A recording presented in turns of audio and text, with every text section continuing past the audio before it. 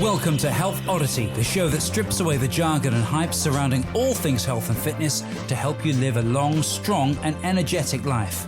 Lining up at the bar this week, here's Peter Lant and James St. Pierre.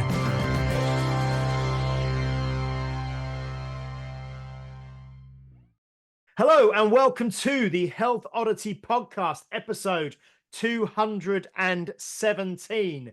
We are joined by a very special guest today, a returning guest who I'll introduce you to in a minute. But first of all, I'm just going to touch base with my usual co-host, Mr. Peter Lant, who is in Bath. How are you doing, Pete? You okay? I'm doing very well. Thank you. How are you? Nobody ever asks how you are, do they? I'm very good, thank you. Yeah. Excellent. And have you been out walking already today? Yeah, it's lush out there today. I think it's going to be lush all weekend as well. So it's great. Yeah. No, and yesterday I managed to get a longer one in as well because we're not doing the Wednesday evening walks anymore because it's dark. So so I got to go out earlier in the day as well. I don't have to hang around waiting for the evening walk. So it's great. Excellent. And I saw that you caught up in person with a friend of the show, Gary as well, yeah. Disabled strongman Gary. You caught up with him in Bath as well, didn't you? Yeah, he was doing the Gary Road show. He was meeting somebody called Olivia as well later on, like after he met me as well. So, you know, he was on tour. He managed to squeeze you in though, did he? Yeah, oh yeah, just about, yeah. Good. I watched him drink 2 hot chocolates and eat some carrot cake. It was great. Brilliant. Now it was a big weekend this weekend just gone as well, wasn't it? For another friend of the show. Lucy Underdown. Yeah.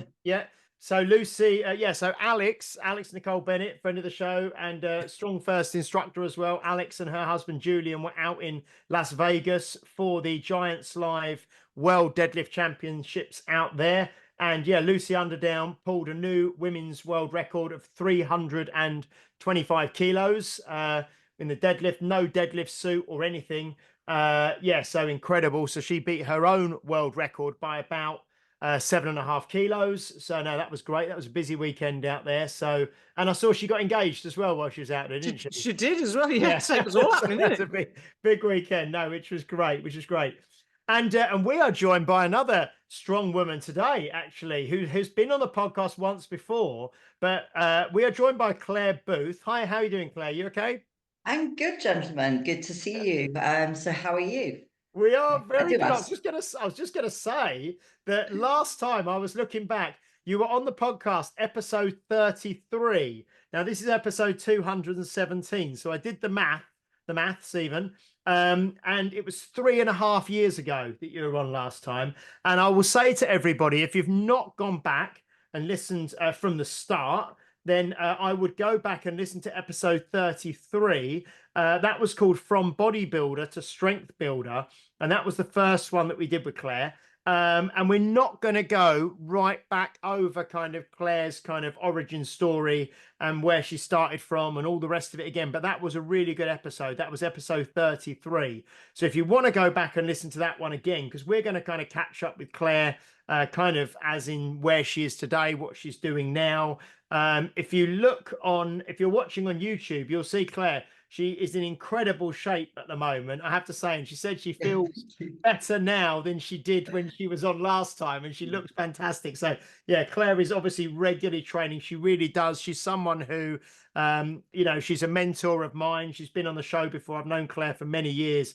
And she's someone who really does, talk the talk and walk the walk with regards to training, nutrition, and, practicing what she preaches. So we're going to touch base and we're going to catch up with Claire today. So Claire, you're joining us from your kind of northeast England, aren't you? Where are you exactly, or am I right? You'll be lost anything north of the Watford Gap. You guys are just not. Yeah. Whoa! I know where the northeast is. This man doesn't. Yeah, well, this is true. He will get lost. In fact, you have actually visited me here. I did. I actually drove up to your house and back in one day, and it was during lockdown. I think it was like I drove up and I picked up about 30 or 40 kettlebells.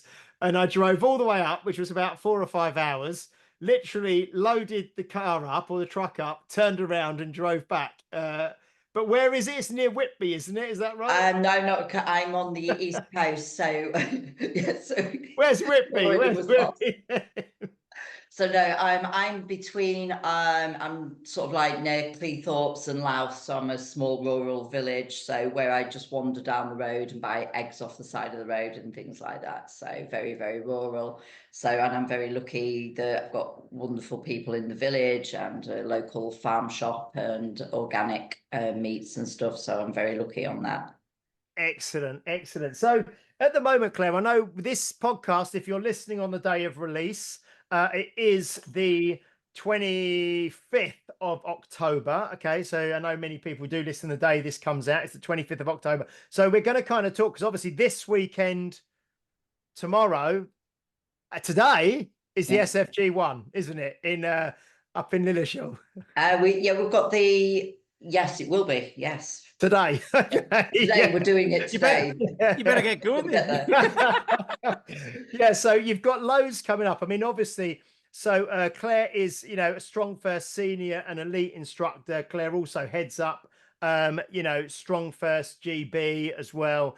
Is organizes all of the kind of workshops for Strongfirst and the certifications that happen over here. So this kind of time of year is a busy time of year for you, isn't it, Claire? I think. Yeah, I love it. It's sometimes getting stuff together. It can be and getting people where they need to be can occasionally be like herding cats, but I love it. It is just those weekends spent with you guys and sort of like everybody, strong people, everybody wanting to learn off each other. It's just a weekend of strength, and it's our little Strongfirst GB bubble is like what I like to think of it as.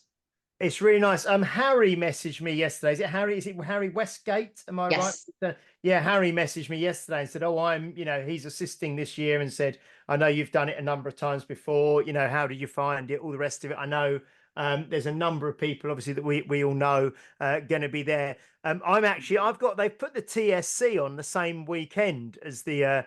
I know it's kind of separated now from Strongfirst, but yeah, it's kind of runs alongside, but not really ran by. So we're hosting the TSC on the 26th of October at my place. But no, that's going to be great. And you're also in a couple of weeks' time.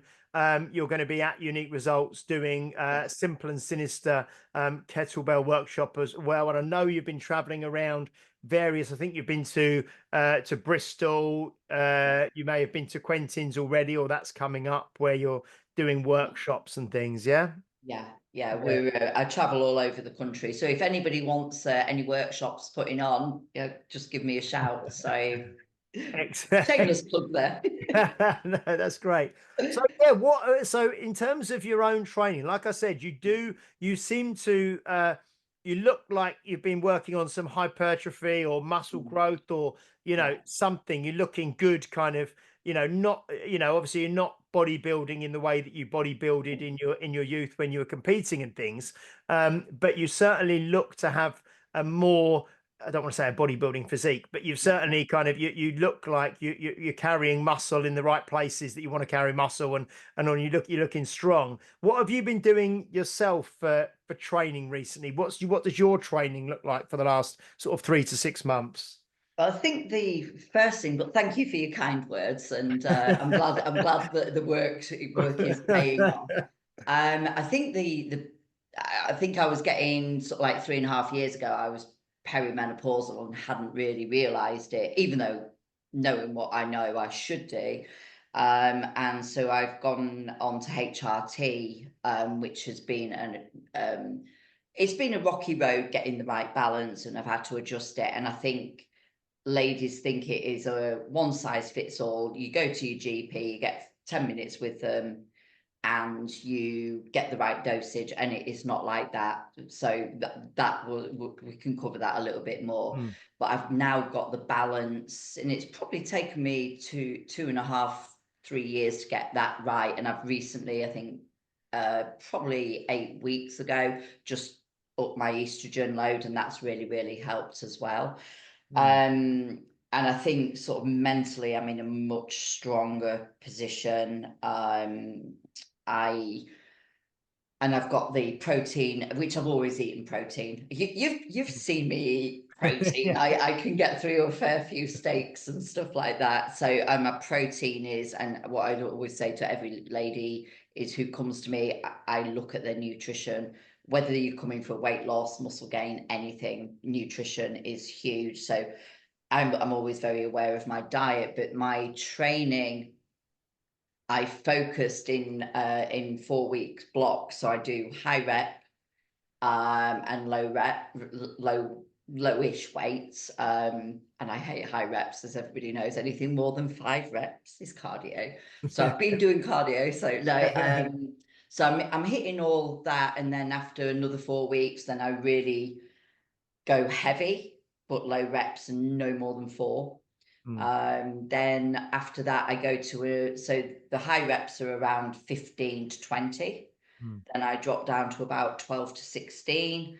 And then I see where I am at the end of that. So, and they're all variations of deadlift, squat, bench press, dumbbell press, sort of military press and things. So I just vary it like that, and that seems to really pay dividends. And I only train on weights 3 times a week, a full weight session, and never anything more than 40 minutes because I'm lazy. Everybody knows I'm lazy.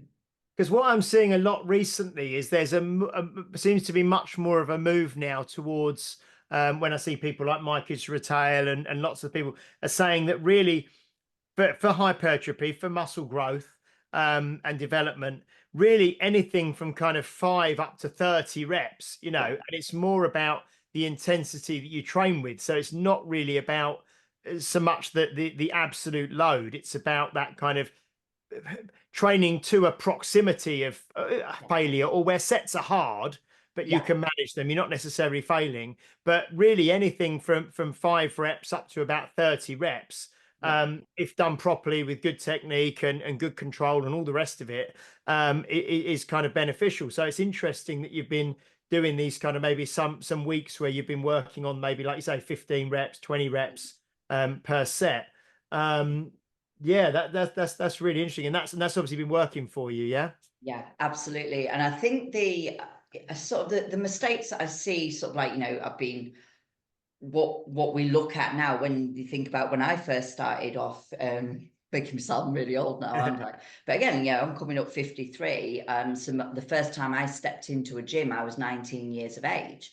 And there was very few women. In fact, the gyms that I went to, there was never any women in there. Many times I was the only woman, which is actually, I suppose, quite intimidating. For some women, I'm there to train. I didn't really care. And I think a lot of the mistakes ladies do now is they go to the gym, but they haven't got a plan. They're just mindlessly, well, I'll do a bit of this and a bit of that and a bit of the other, and they don't know what they've done. They're not knowing what they're doing. They just do what they feel like. And as we know, often we need to be working at what we don't really want to work on. Squats, I hate them, but I do them. Yeah. No, it's interesting, isn't it? And that's one of the things I wanted to kind of talk to you about today, really, was the if there, because everyone's going to be slightly different, and well, there's two main things I want to kind of try and, I suppose, 2 main topics really, or points of conversation. Is obviously Strongfirst kind of concentrates on 3 main modalities of training: bodyweight training, kettlebells, and barbell, which is covered by the 3 main certifications that they do. And it was kind of how you maybe manage or juggle or rotate, you know, using some of each of those 3, and if you do, or if you go through phases where you use one more than the other. And then the other thing was, for a lot of the people who listen to us are going to be women in their, you know, 40s and 50s and beyond.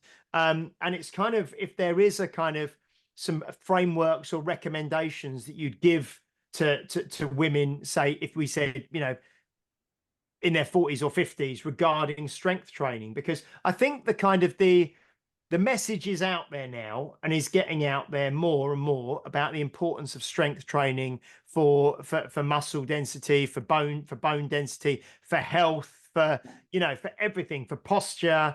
for metabolism, for everything really. So I think the message is out there, but like you say, still there's a lot of conflicting information, and some people just think, well, I need to do some weight, so I'll go in and I just kind of see what's free, and I kind of do a little bit of this and a little bit of that. So if there was some kind of protocol or structure that you would recommend. So I suppose first of all, across the three, you are a Strongfirst Elite instructor. So you have done all three modalities. Do you favor one over the other, and how do you kind of mesh the three together, or do you mesh the three together, or do you do them at different times? I tend to, my favorite is barbell, which is where I came from anyway, was a barbell background. Yeah, I'm not a strong woman. I'm strong enough for what I need. So my priority will always probably be around the barbell, but I do use kettlebells quite a lot as well. And body weight, I tend to focus more on the pull-ups and things, but I'm very fortunate that I can maintain the standards without too much difficulty. So I can hit the lift. So if I'm teaching at a certification, I always test my own skills, but I get somebody to do them. I don't, because you're always going to be biased to yourself anyway. So I always make sure I feel a fake if I can't turn up and do, if I need to be snatch test ready as well. The body weight was always a modality that I found really, really challenging. And I passed my first body weight in 2014. I think that was with Doug Nepodal, going back a long time. So that was, and I found the body weight skills the most challenging, yet I found the body weight stuff having the bigger carryover. Without doing anything else, my deadlift went up to a lifetime personal best. And guys, you've got to bear in mind, I'm not a power lifter or anything like that, and I'm not particularly strong. And my press went up, so I pressed 24 easily on both sides, no problem. And again, compared to some of the girls, not that impressive. No, but your body weight though, Claire, I mean, this is the thing. If we talk about, we obviously can talk about absolute strength and relative strength, but you know, your relative strength to your body weight, because your body weight is relatively low and you're not a tall, big lady, you know what I mean? So relative strength is high, isn't it? I think for you. Yeah. I mean, when I tested those, I was only 59 kilos body weight. So I'm probably a little bit heavier at the minute, but but now I'm getting, my body fat is now coming down with getting the hormones in balance as well. So yeah, and I think the value of, I think all the modalities work brilliantly together. And if I was saying to anybody which certification, knowing now what I do, what would I think the first one I would go for would actually be the body weight. I think it carries over to everything so well. Whereas I came from the kettlebell, and I think that's where you came to Strongfirst, wasn't it? And so same with you, wasn't it, Pete? When you mine was 10 years ago. November 2014 it was. Wow. My first one. We've known each other that long. that was Fabio and Dave Whitley at the time. It was the was it at Harlow? Yeah. Yeah, the Harlow Leisure Dome, or whatever it's called. Yeah, the Leisure Dome. Well, it's called something like that, isn't it? Sounds like Mad Max. Or maybe I'm getting confused with Mad Max 3. Yeah. Tina Turner was on in the background. Times have changed. Because I've heard quite a few people say that actually. They think that the body weight certification, because it teaches you that whole body tension, and then you can, if you can master that, then you can more easily transfer that to kettlebell and barbell and that sort of thing. No, that's great. Because Pete's obviously Pete is still, I mean, myself and Pete still regularly do pull-ups, and Pete does a lot of pistols and stuff as well. Still, obviously, we'll be hosting the SFB next May, so I need to brush up my one arm, one leg push up. That's the thing to recertify. So you used to do one of them a week, didn't you, Pete, to maintain them? Have you done any recently? Yeah. I've kind of been doing assisted ones as part of my program for a while, but I haven't done like an actual full one for ages. I was going to say though, because if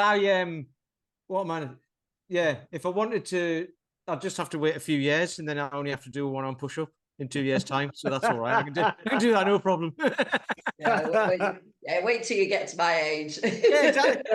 I'll be 50 in 2 years, so that's sorted. Because now I remember, Pete, you used to say, I just do one arm, one leg push up a week, and you used to do it on your walks, didn't you? And you said, as long as I do that once a week, I know I can do it. So exactly. Yeah. No, that's brilliant. That's brilliant. It's pistols that I find the most challenging.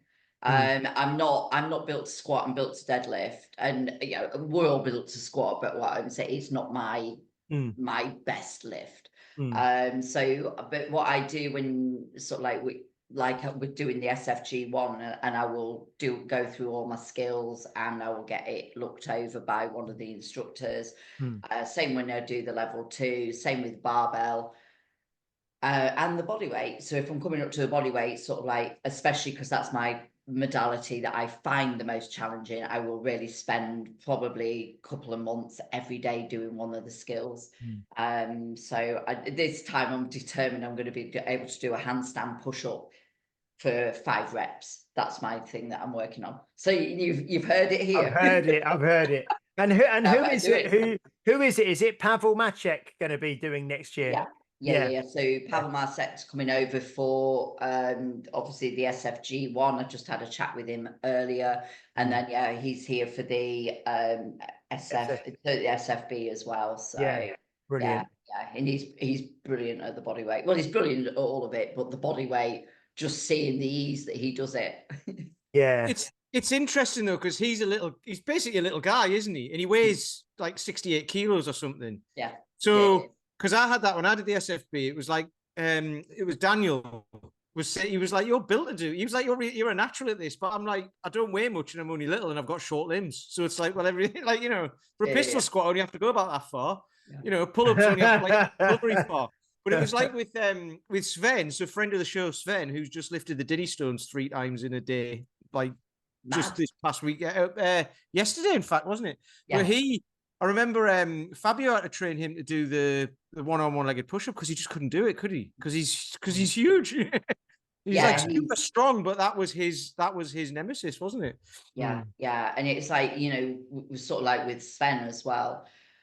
If I could go back to his age and learn from the people that he's learned on, oh my God. Yeah, I just think what could I have achieved with the right training? Don't get me wrong, I did very well in what I did, but I think what he's got is the knowledge and the access to all these wonderful coaches. And I just think, so what that would be what I would tell any young athlete, anybody coming into it, make sure you choose your coaches well. And he's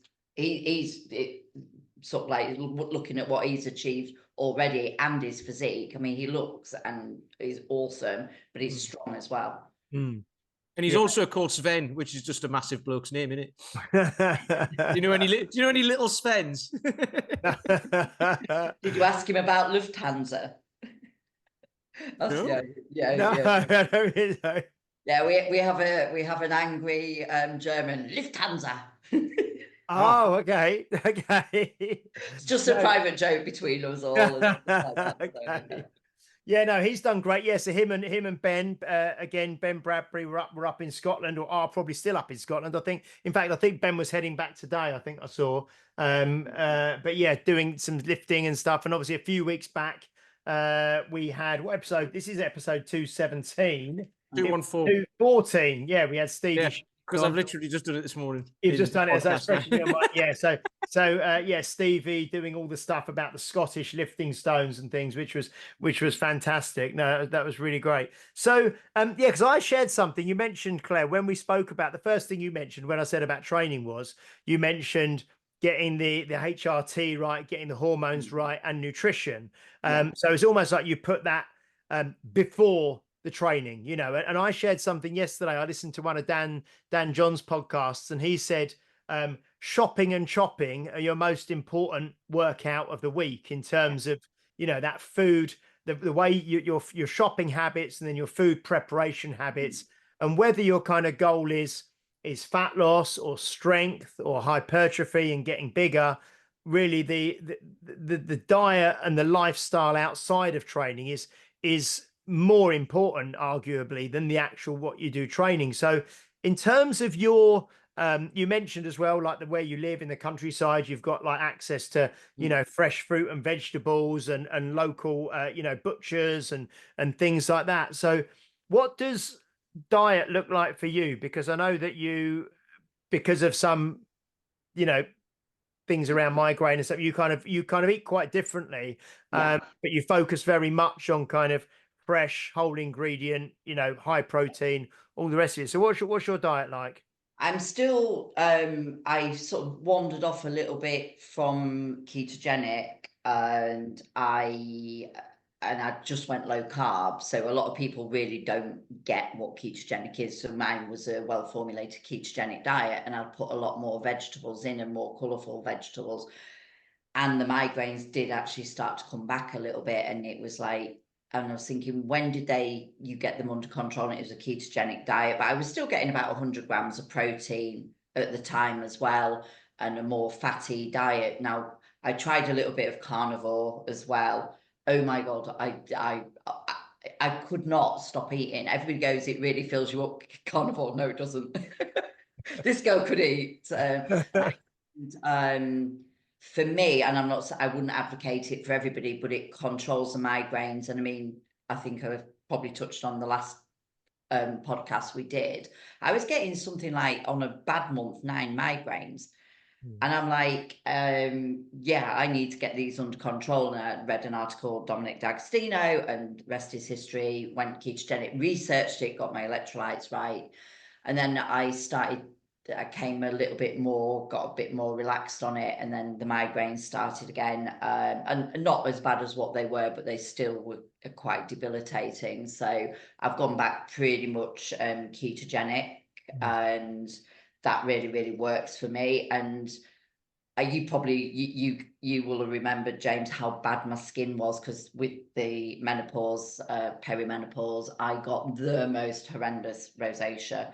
I'll send you a photo if you want to share it. It is, I mean, I look like I've been scalded, and I got rid of most of it with the HRT, keeping a really good diet, apple cider vinegar in the morning, blah, blah, blah, and the electrolytes, and it still wasn't right. It was better. So as I said, I've upped my estrogen a little bit, and also red light therapy. That has been a game changer. Okay, maybe we could talk about that, because it's something that I hear a lot talked about on other podcasts, and a lot of the kind of American podcasts that I listen to, things like you know, maybe Mark Bell's Power Project, things like Brad Kearns, Huberman was on about it as well. Things like Huberman, you know, Lex Friedman, all those kind of guys. There's a lot of talk about red light therapy. So what have you been? How did you get introduced to it, and what do you do for that?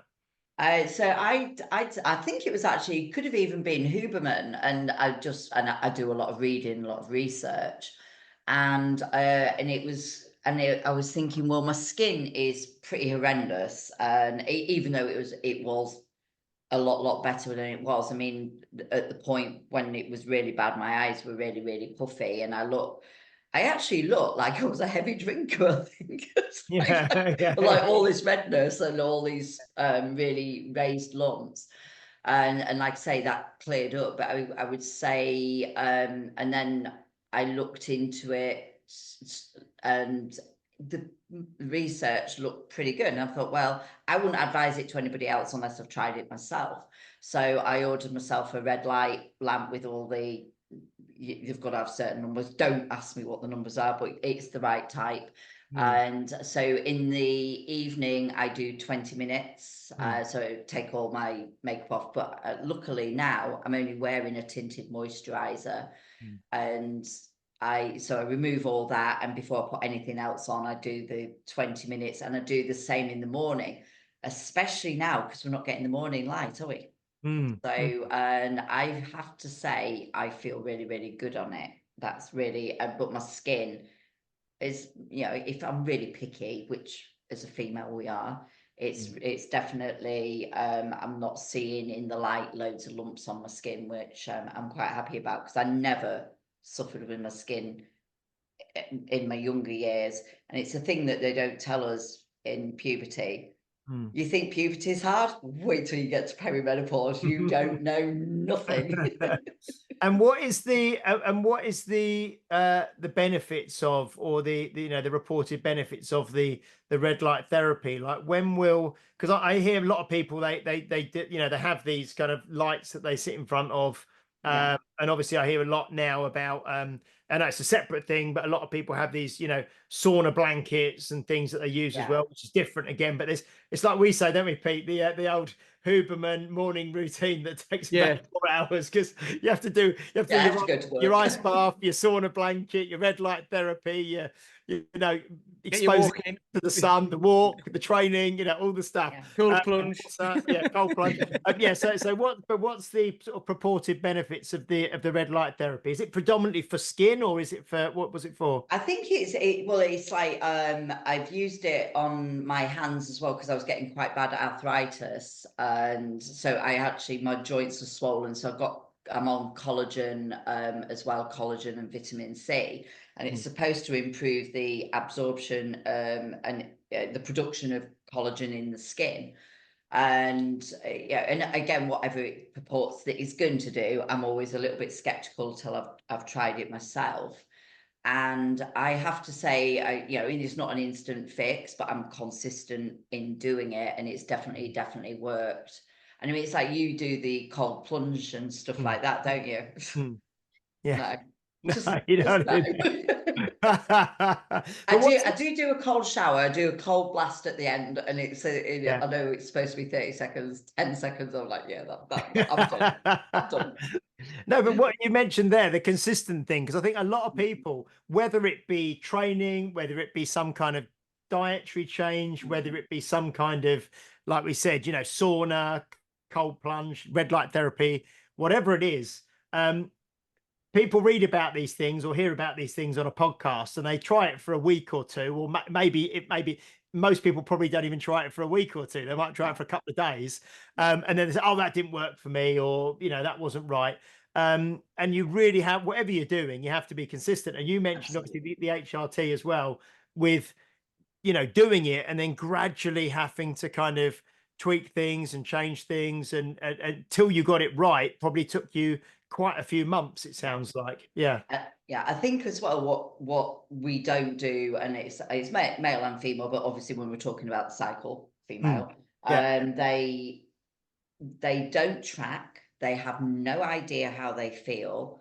And so I track everything. I can tell you pretty much when I last had a migraine, if I went in my phone, everything's tracked.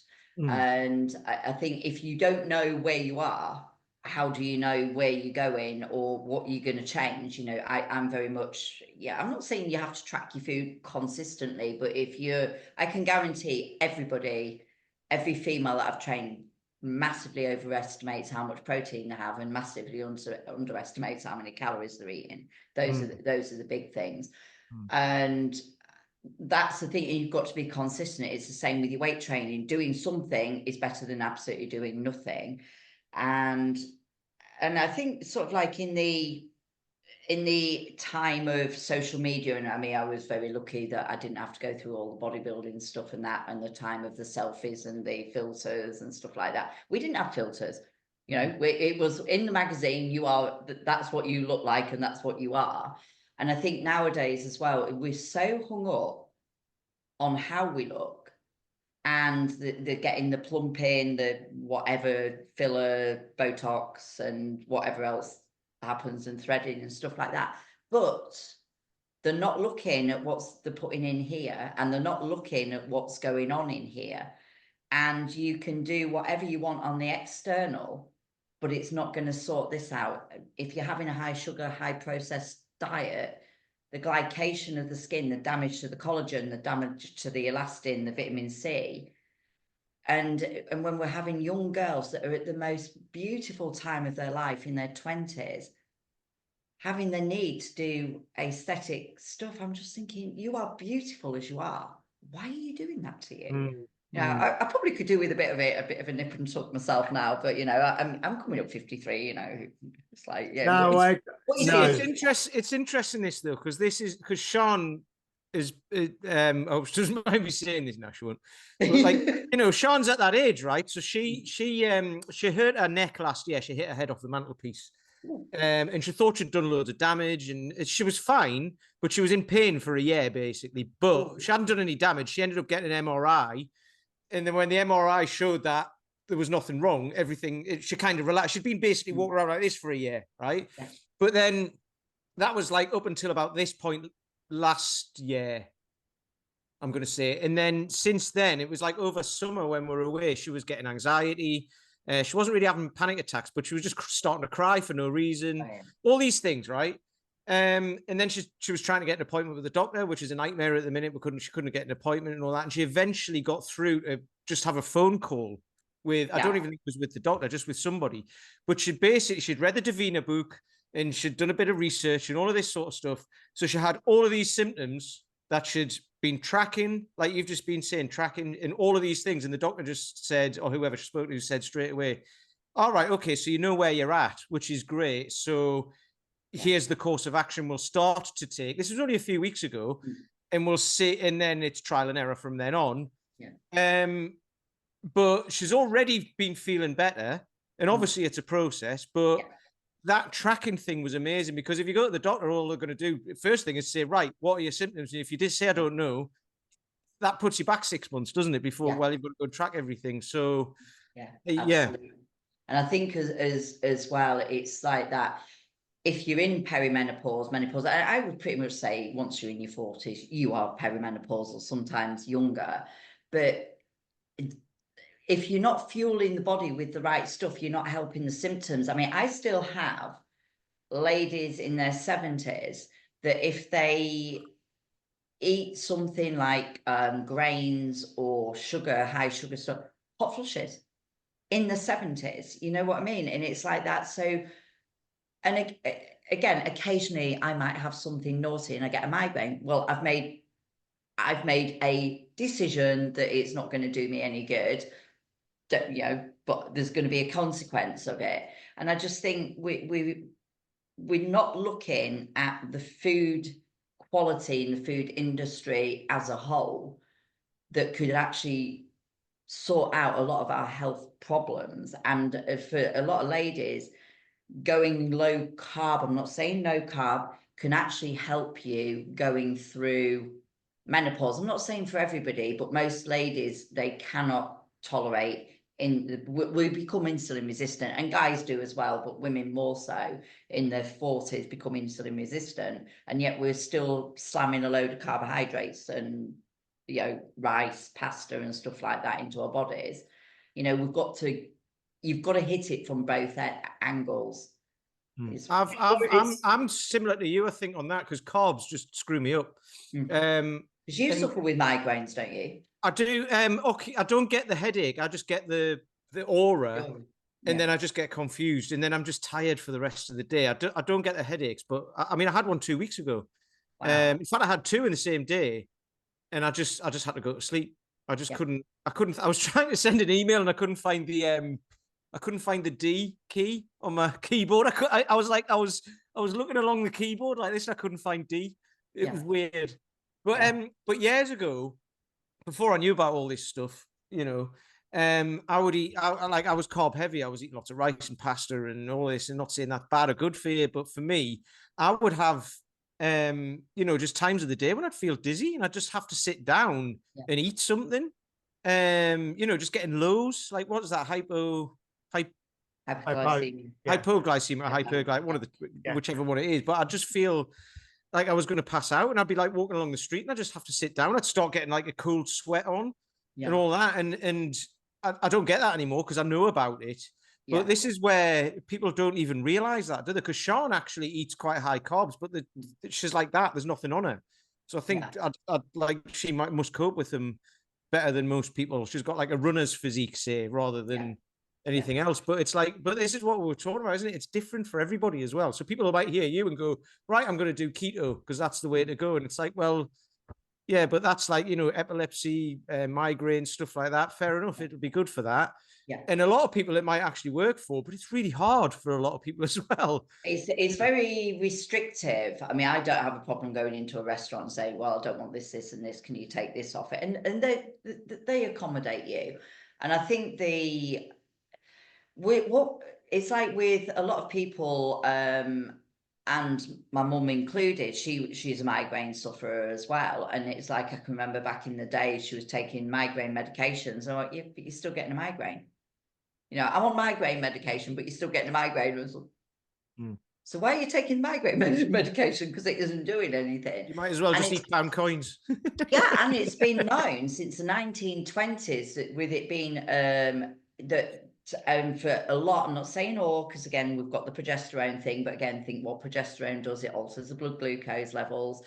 And they knew that actually controlling insulin and blood glucose controls migraines.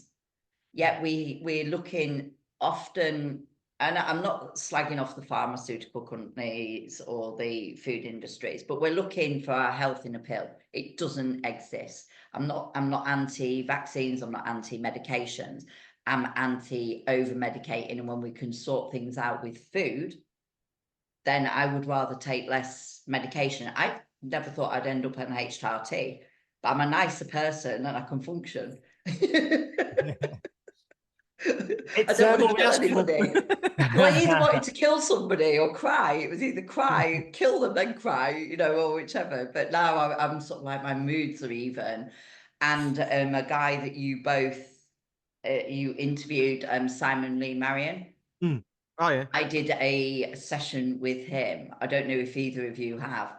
Oh my God, this guy is a voodoo wizard. He literally, because I've had some bad trauma, and which resulted in serious facial injuries, and I think I got stuck. And he was recommended to me, and I went to him, and oh my God, he was fabulous. And it's like lifted the handbrakes off everything else. I think I'd gone as far as I could, and he did this weird SLM Soma or whatever, he'll know what it is, and he was amazing. I would highly recommend Simon to anybody. So if you get a chance, because he was on, wasn't he? And he was, I think he was recommended to us by, was it Kirsten Tullock? It was Kirsten, because she's not going into it, but she's had some sessions with him as well, I think. Yeah. No, I've got his book somewhere, and I'm trying to find it because I tried to read it, and I didn't understand it. I was like, what the hell is he talking about? No, it's not really a because I got his book as well after we had him, and it's a good book, but it's not really like a kind of a layman's user friendly book, is it? It's more like a kind of almost like a textbook for the kind of stuff that he's talking about, but it's not written in a way that's really accessible for the the layperson, I suppose. But no, it's good. So Claire, I just want to ask actually, just I don't know much about sort of female HRT and things, but do you take like testosterone as well now? I'm going to get my testosterone tested. So I use progesterone, and I don't know if anybody watched Panorama the other night on HRT. I didn't know. I need to watch that. It's very biased. I think it was very, very one-sided, and I think it was a witch hunt on one person. I saw this. The lady herself sort of said, "Is it Louise?" It's not Louise Newson. Yeah, because they're saying she's been giving out really bad advice and stuff. I saw that or something. I think that what they need to remember, there is good and bad, and they're only reporting bad. Again, it doesn't make news, but I think it was very, very one-sided. I was actually pretty appalled by it. there was certain things maybe she hasn't given bad advice. But again, I think we need to give an unbiased opinion of all the women that she has helped. I personally didn't see her. I went to another private clinic, and the first dose that I went on, oh my God, I felt terrible on. What was I going to do? Go and report them for being terrible? I think it was very, very biased, and I think it was also giving women that fear of, I grew up in the area that HRT was going to give us cancer and stuff like that, and I'm not saying it can be a player in it, but I think we need to look at the bigger picture and the benefits, the cardiovascular benefits of it, the anti-aging benefits of it. I'm so vain. I'm like, you know what I mean? But again, that's the thing of, it's a Professor Benjamin Bickman, what he said was, ladies up until the age of 40, we're pretty much immortal. When you take away our hormones, we're as vulnerable to you guys as for heart disease and strokes and atherosclerosis once we've removed that. So to me, it was a no-brainer to go on to HRT. And so I'm now on patches, and I take progesterone, and because I'm still at the minute having a cycle, I haven't bothered about the testosterone. I mean, I don't mean to, but I don't think I'm struggling with having testosterone. It was interesting that, because Sean was talking about that. She's on patches as well, and then the progesterone, they were like, "Do you want tablets or the coil?" She was like, "Tablets, please." Like, yeah. That's not an option. But with the testosterone, they can't. Do you have to get it yourself? Because there's a thing in this country, you can't get it prescribed or whatever, can you? You can go privately and get the tests, but it's very, very difficult to source the testosterone. A lot of it is who you know some of the time, and they're very, very reluctant to give women testosterone. And so I will get my levels tested, and I know the places to go if I need to get any. And you've got a dealer, yeah? I've got a dealer. We'll talk about that off camera later. It's a cream. It's stuff like that. Because the reason I ask is because one of my members I was talking to the other day, and she has so a lot of my members are women in their 50s, and one of them's just started taking the topical testosterone, in the last few days. So I just wanted, it'd be interesting to see how she finds it. And it's like with the progesterone, what we've also got to look at is a lot of ladies are intolerant to it, as what I was. So I went on to 200 over 15 days. I am not kidding you. I bloated 16 pounds in less than 2 weeks. I was like, it was like a little balloon. I was like a water balloon. And so I took it down to 1 a day over 25 days. But actually, sorry, there's too much information here, but I actually use it as a pessary vaginally as well, and that's actually helped. So there you go. Sorry, guys, to make you blush, but yeah, that's right. We've talked about this a lot. I saw Helen Hall put something up about that on Instagram as well. Yeah. Well, I'd actually said to her what I was doing, and she was like, "Really?" And I went, "Yeah," because I'd spoken to a menopause nurse, and it wasn't known over here at the time, because I think I started doing it about 2 years ago. And and it's definitely helped me. And I'm not saying I'm not giving anybody medical advice. It's just what's worked for me. But yeah, I will get the. And actually, because the testosterone, because I haven't had it tested, but I'm using Tonga Alley. Oh, okay. Yeah, I've heard about this as well. Yeah, but they're trying to ban it, aren't they? I think Big Pharma's having a bit of a. Oh, I've heard about it. Again, I think I've probably heard about it more on like American podcasts and things like that. So kind of a lot of the people I listen to out there. Excellent. So what supplements do you guys take? Because I'm very much vitamin D now. Well, I get out in the sun a lot, but vitamin D, I'm very much my electrolytes, because I'm keto. So my magnesium in the evening, and cod liver oil is probably my mainstay. So do you guys take supplements, or? All I take is creatine every day. That's my creatine as well. Yeah, it's supposed to be for brain health, but I forgot. I don't. I take. All I have. I make sauerkraut, and I drink bone broth. Yeah. I make up bone broth and just drink it in a cup. And do that like most of the time. And then during the winter, I'll start having vitamin D. But that's it. I've got magnesium capsules, and I had like krill oil stuff and everything, and I was taking them, and I just didn't feel like there was any. I didn't feel any different or any benefit. I used to have gut problems though, and I got that sorted because I had low good bacteria.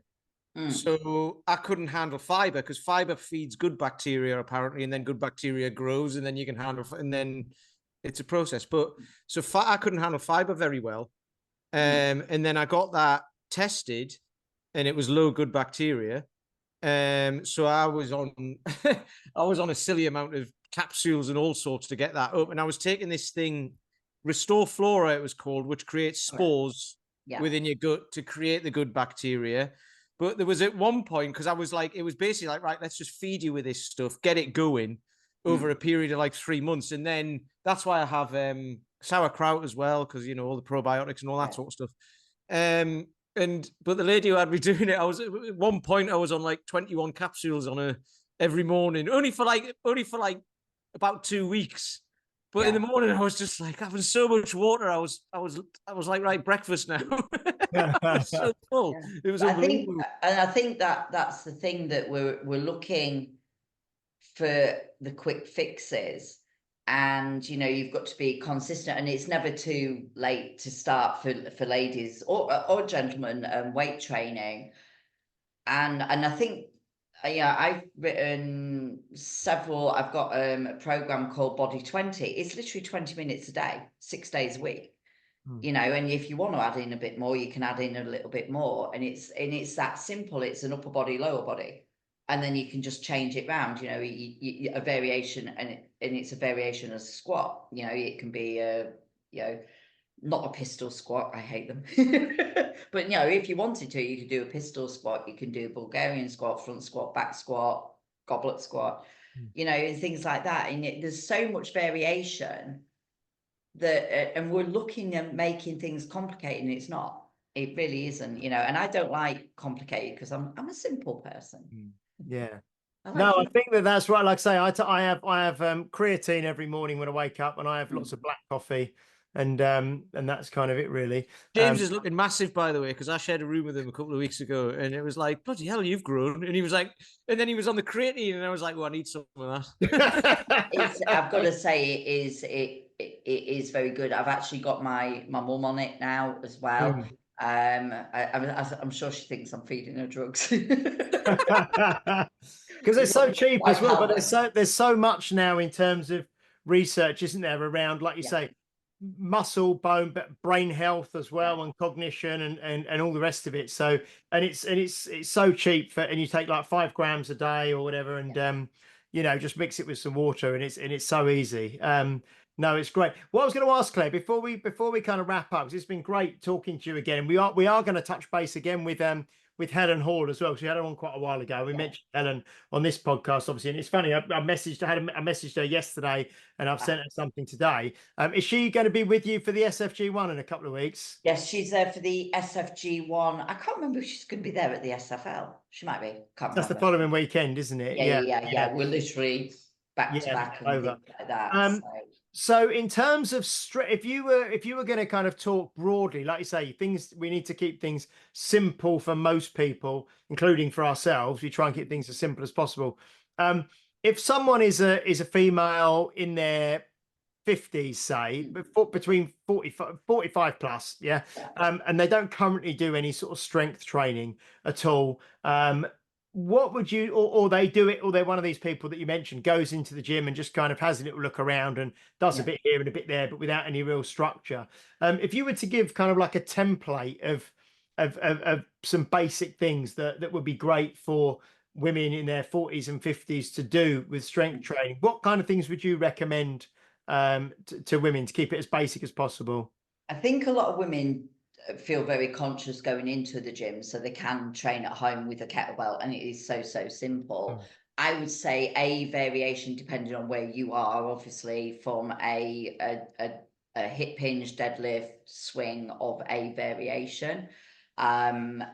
if mobility and everything is appropriate, a variation of a press. And again, the kettlebell is far kinder, and it's single arm, so we've got more movement, and it's kinder to the shoulders. A variation of the get up, and I think the get up people. So, what's the biggest fear as we get older? That we can't get up off the floor. So, you know, to do things like that, we get, you know, a lot of people don't like the get up because it flags up so many asymmetries and mobility, stability issues. But I think anybody, I don't care whether you're a bodybuilder or what, I think it's really valuable. I'm very much with the deadlift, maintain the squat, work the deadlift if you've got any knee issues. But as we all know, squats aren't bad for the knees, bad squats are bad for the knees. And I think what we need to do is what people don't focus on is technique. I don't care what you're doing if you're doing it with bad form, because it will have a impact at some point.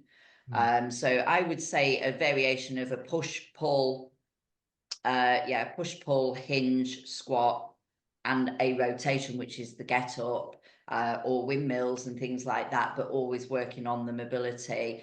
And if you're weight loss, stop running. Just go for a walk. Running, you need to be strong, and you need a coach. It might be the most natural thing in the world, but most of the time, people are shuffling on the pavement, and it's just going to be an injury. You don't lose weight, and and I'm not anti-running. I'm pretty good runner when when somebody's trying to nick my steak and I chase them off. I was going to say, in my experience, you do a lot of running, you just get hungry. I used to.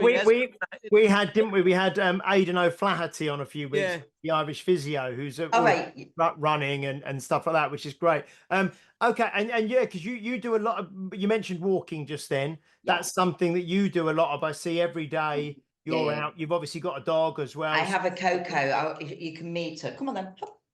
Here's Coco. Look at that. There's Coco. She's been sat there dying to jump up here. And I thought it looks unprofessional, but she's my baby. I get out every day. And again, I think it's that thing of you don't have to be going power walking, just getting out and moving. And I try not to, I mean, I'm sat down now, but I try not to sit down too much in the day as well. And I think it's that, one, it's free. Two, you get out into nature or wherever and getting fresh air. And I think people just moving, you know, it's I think it's Mike Dolce, I don't know if you follow him. Yeah. And he's very much into the low intensity, steady state cardio and the NEAT. I mean, it's not really NEAT, it's not, you know, because you're exercising, but it's moving. And that's actually, sorry, I do tend to skip along. What women do and what it's actually being found in research is as we get into perimenopause, our NEAT stops. So like I talk with my hands all the time, which is NEAT. We actually slow down. We don't do as much as that, apparently. There you go. So you're not burning as many calories. So when at rest, I'm not into calorie counting anyway. I'm into protein counting. Yeah. No, that's great. So just for listeners, that's NEAT. That's NEAT, non-exercise activity thermogenesis. That's basically just incidental moving that you do without thought. Okay. So like Claire said, fidgeting, nodding, tapping your foot, you know, just fidgeting around, moving around the house, just doing tasks, but you're not doing them with the thought of I'm doing this for exercise. So going out for a walk intentionally is not NEAT, like Claire just mentioned, because you're going out for a walk intentionally. But it is that kind of activity, right? It is a neat idea.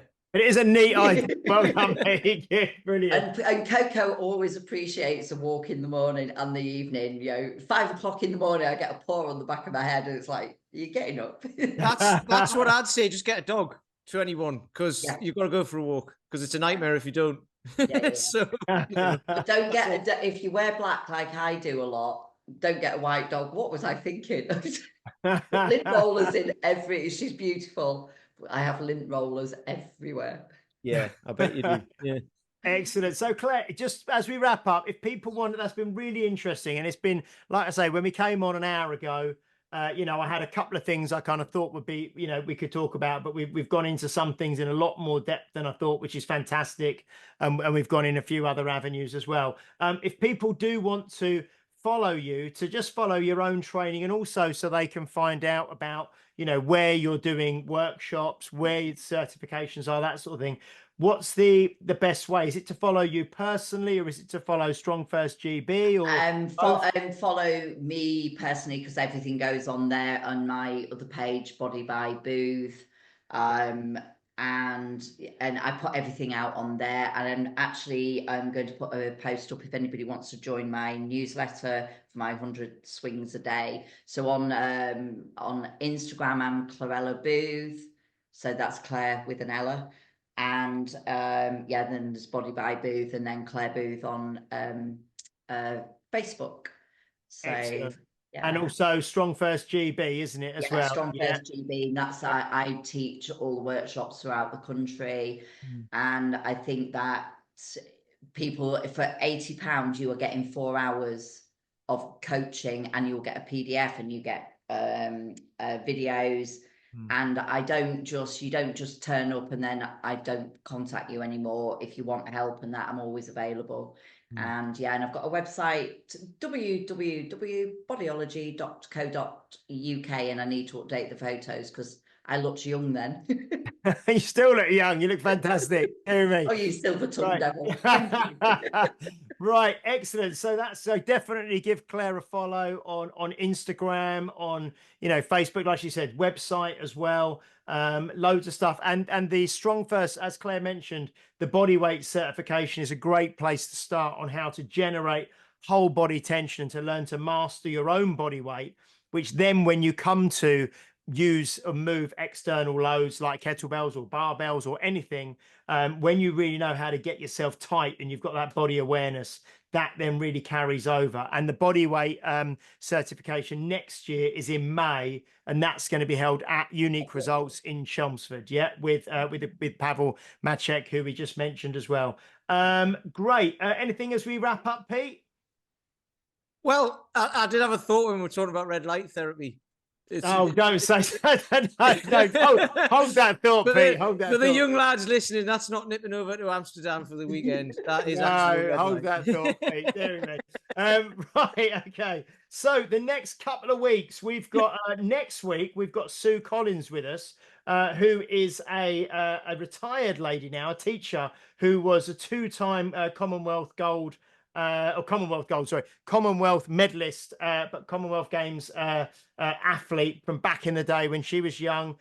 She's a really interesting lady. She's going to come on. And the week after that, we've got Steve Bush coming back on, who was a guest we've had previously, who's going to be catching up with us as well. Do give Claire a follow. Do give Strongfirst GB a follow. Please do like, share, subscribe, leave a review if you're watching or listening on a platform that allows you to do so, especially leave us reviews on Apple Podcasts is where we're trying to get our reviews. And if you don't already subscribe to our YouTube channel, do that as well, please. Thank you so much, Claire, for joining us again. Thank you, gentlemen. A pleasure as always to see you.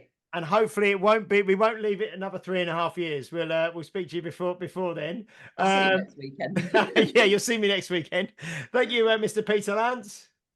You're welcome. He's nodding. He's saying it. What was it last when we had Claire? Was it Claire? Yeah. I said bye, Claire, bye, Pete, and I said they both nodded. Right. He nodded, so I nodded. I just thought, Yeah. We will be back next week for episode 218 with Sue Collins. We will see you then. Bye-bye. You've been listening to Health Odyssey with Peter Lant and James St. Pierre. To get your regular fix of hype-free health, you can subscribe and leave a review wherever you get your favorite podcasts.